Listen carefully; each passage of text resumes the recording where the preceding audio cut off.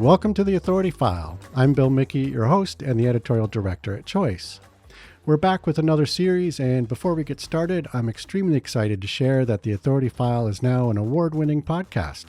That's right, we were named Best B2B Podcast at the 2023 Publisher Podcast Awards.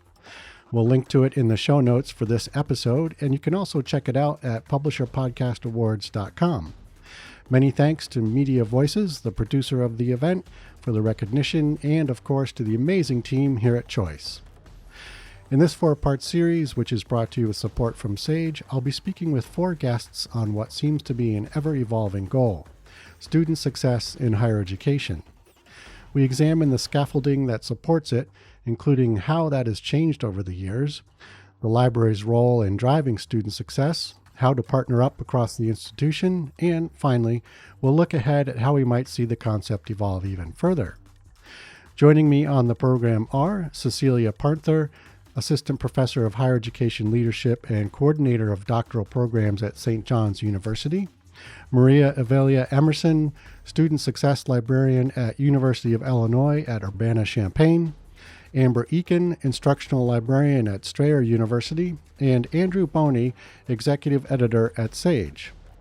In this first episode, we're introduced to our guests, and we look at how each of them defines student success in the context of their own institutions, as well as how the structural elements that support success have changed in recent years.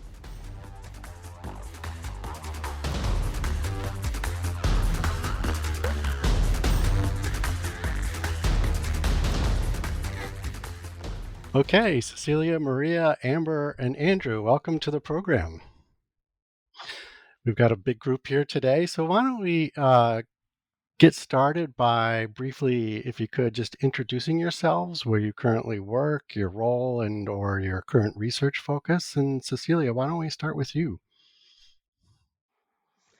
Hello, my name is Ceceilia Parnther. I am an assistant professor of higher education leadership in the Department of Administrative and Instructional Leadership at St. John's University.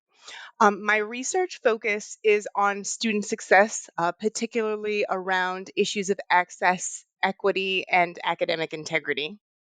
Wonderful, thank you. And Maria?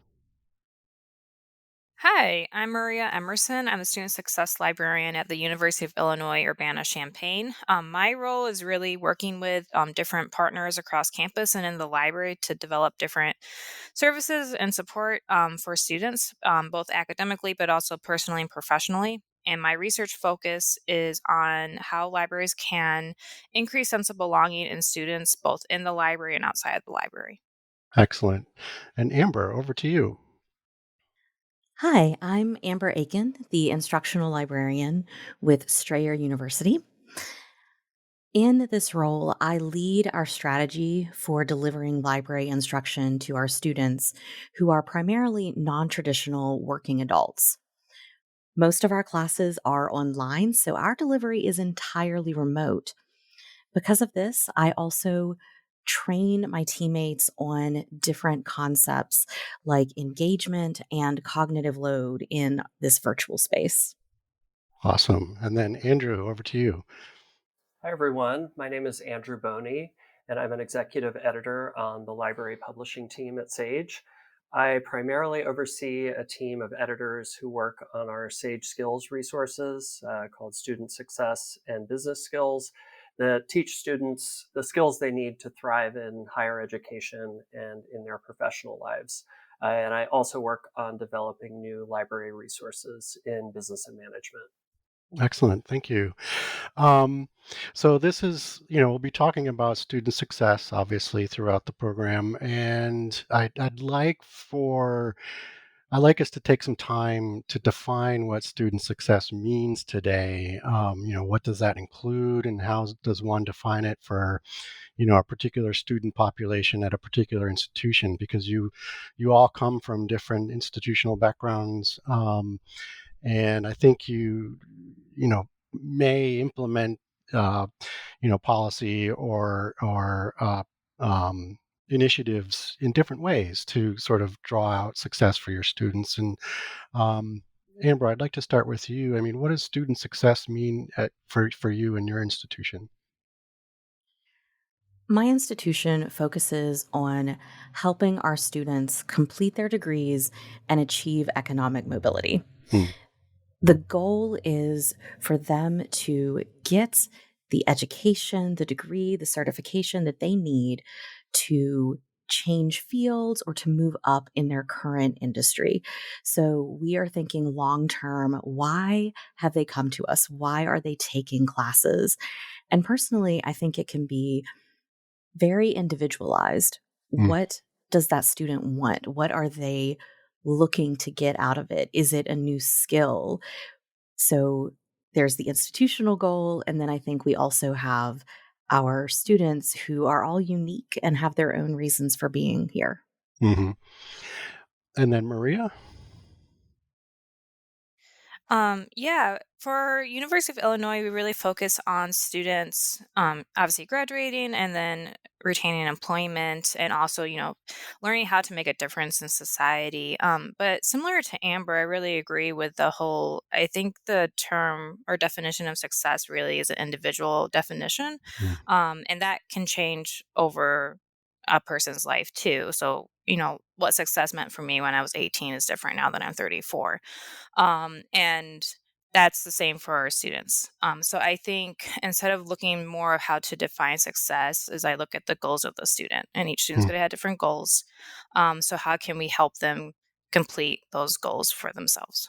Right. Okay. And Cecilia?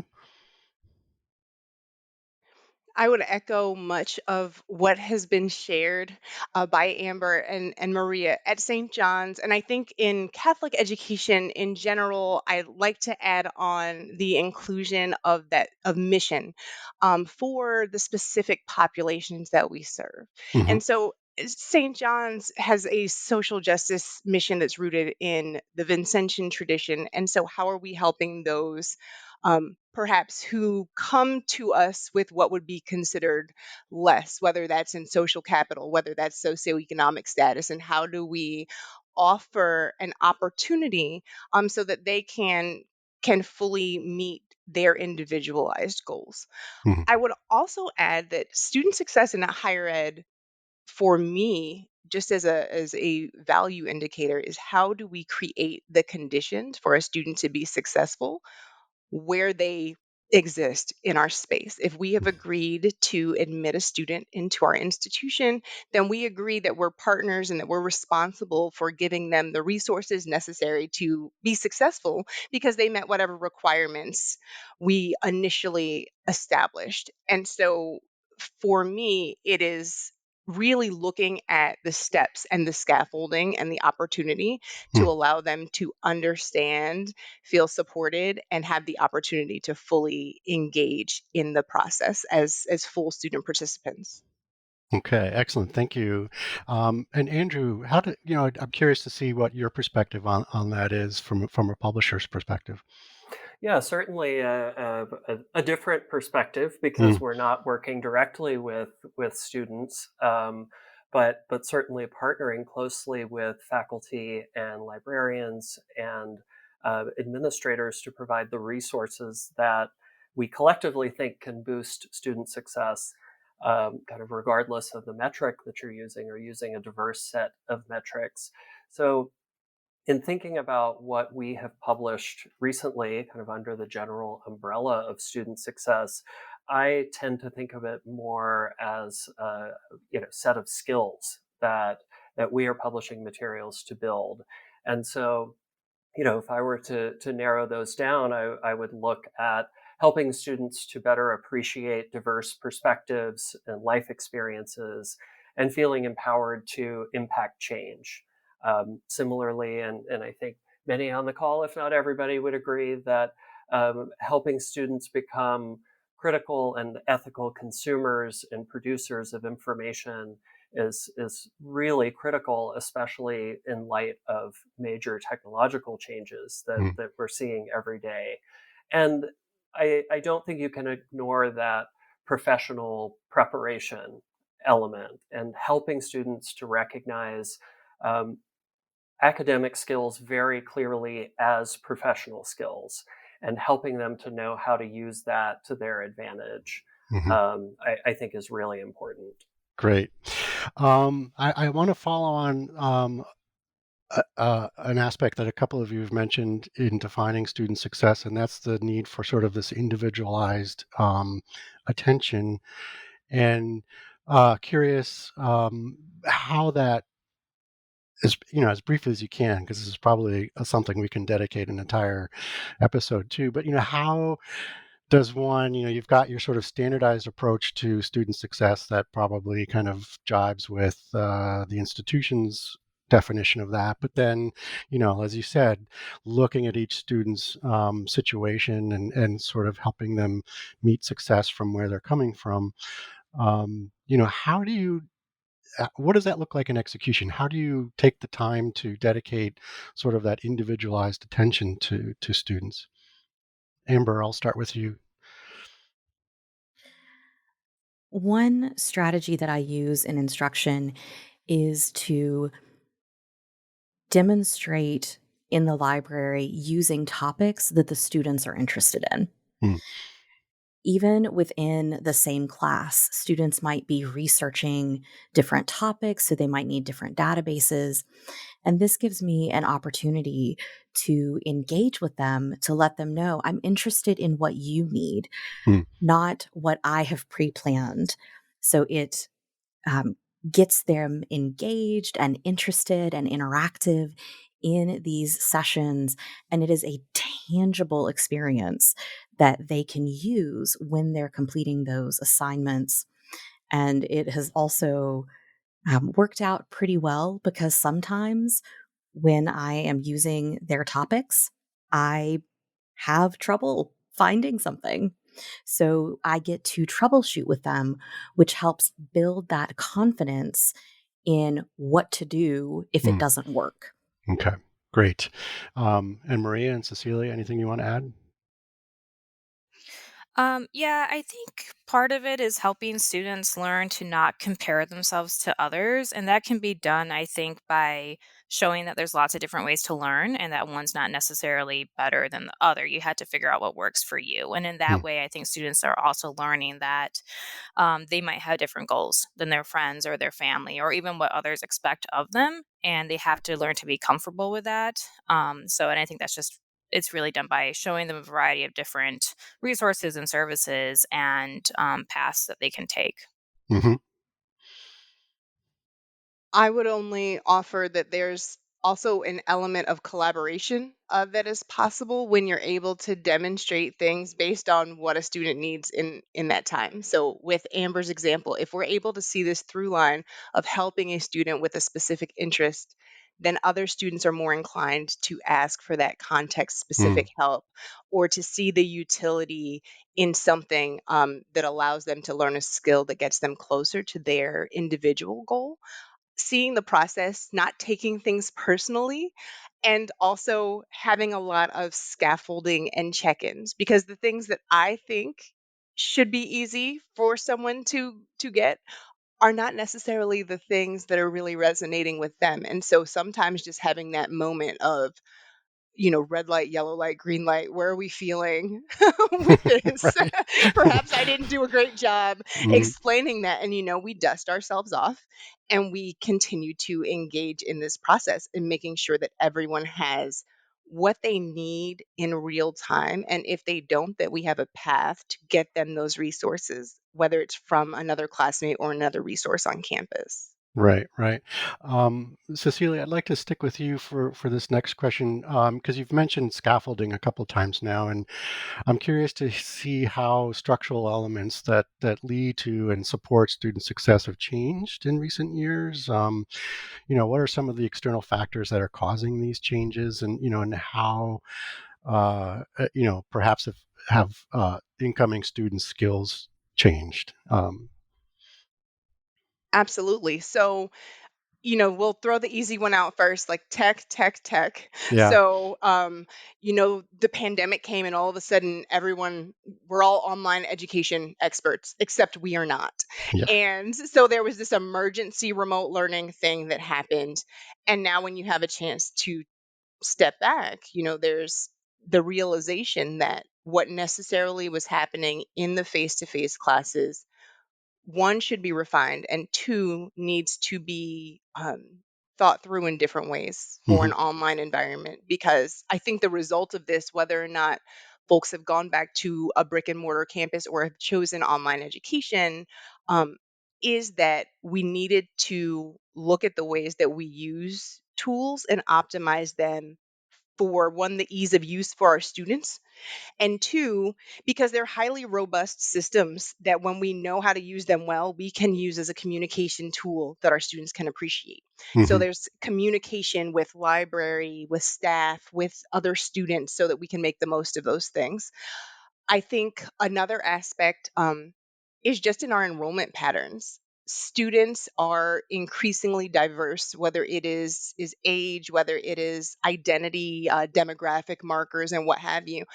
And because of what they bring personally, professionally, because of the things that they have weighing on them, that impacts the choices that they make, no matter what it is that they want to get out of this exercise. Hmm. And so our responsiveness has had to change. I have gone from seeing students have an expectation that they have an immediate response. And sometimes we respond with AI. Sometimes we're responding with, that immediate response to email, because that is how they view engagement. Right. Um, and the tech sector has certainly shifted that. But I think also just the expectations of students who are making space for education in a world that increasingly requires them to do all of the other things at the same time. Yeah. Yeah. So how are we finding space for each other? Hmm. Excellent. Um, and then Andrew, I want to jump over to you. As a publisher, how are you, or how has Sage kind of evolved its I don't know, even production or content, and the way it provides access. How have these changed to sort of support the evolving landscape of student success? I can say it's changed enormously, Mm, and over, I guess what I have to say is my long editorial career at Sage. I started out working on print and digital reference works. I remember checking indexes, and that doesn't look like anything I do right now. And so I think we have to look at, as Cecilia said, tech, tech, tech, and see how it's impacting how students consume information, what they want to or will consume, and who they expect to see in that material. I think is also an area where Sage has had to um, put a lot of thought into, who we're working with as authors, who we are interviewing on videos, the names that we use in examples in things that we publish. um, it's not just about going shorter and shorter and shorter with our content. It's really trying to figure out how to engage students with different types of content and different interactive elements that is really important now. And I feel like every time we go shorter while trying to preserve academic integrity and working with really smart content partners, I hear a lot of that's not short enough. And so trying to figure out how to balance the desire to publish really high quality material that will also fit into very rapidly evolving consumption patterns has been a really big challenge for us, and certainly one that we're still trying to figure out. mm. Can I ask you to sort of elaborate on that shorter dynamic? Like, what do you mean by that? Like, literally, just less content about a certain thing? Yes. Mm, So, in the past, we would have been very comfortable publishing, the smallest amount of content would be a chapter, and a mm, chapter would be, 20 pages. Well, in some circumstances, that is still the expectation. But I think for a lot of the students that we are now serving, it's just not realistic to assume that they're going to read all of that. And so we have to come up with new ways of delivering content that is still highly useful and relevant, but preserves the scholarly integrity that we're really committed to preserving. And so in a lot of cases, that means very close collaboration with our authors, and Cecilia is one of those, in trying to whittle that down into something that is short enough to expect students to read. Right. Cecilia?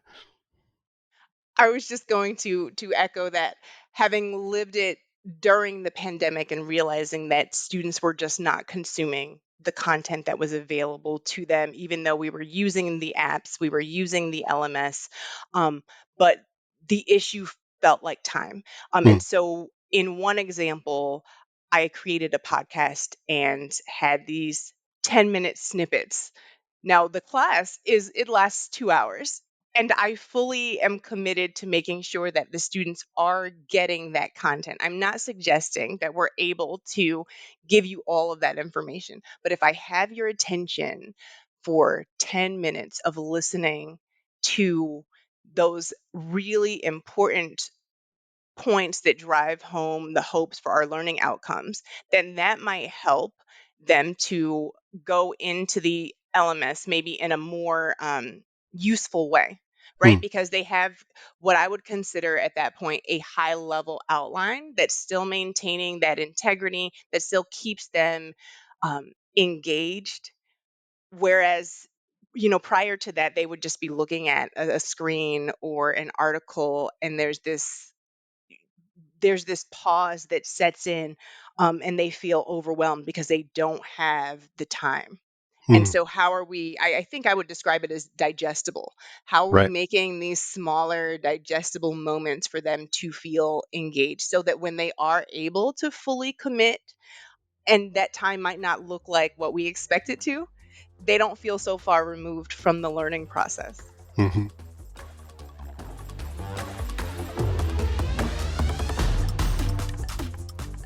You just heard from Ceceilia Parnther, Assistant Professor of Higher Education Leadership and Coordinator of Doctoral Programs at St. John's University, María Evelia Emerson, Student Success Librarian at University of Illinois at Urbana-Champaign, Amber Eakin, Instructional Librarian at Strayer University, and Andrew Boney, Executive Editor at Sage.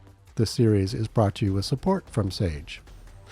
As always, underwriting opportunities for the Authority File podcast are directed by Choice's award-winning advertising director, Pam Marino, and all of our episodes are produced and edited by Choice's award-winning digital media producer, Sabrina Kofer, with support from award-winning digital media assistant, Ashley Roy. That's all for this week. Thanks for joining us. Wait, did I mention we're an award-winning podcast?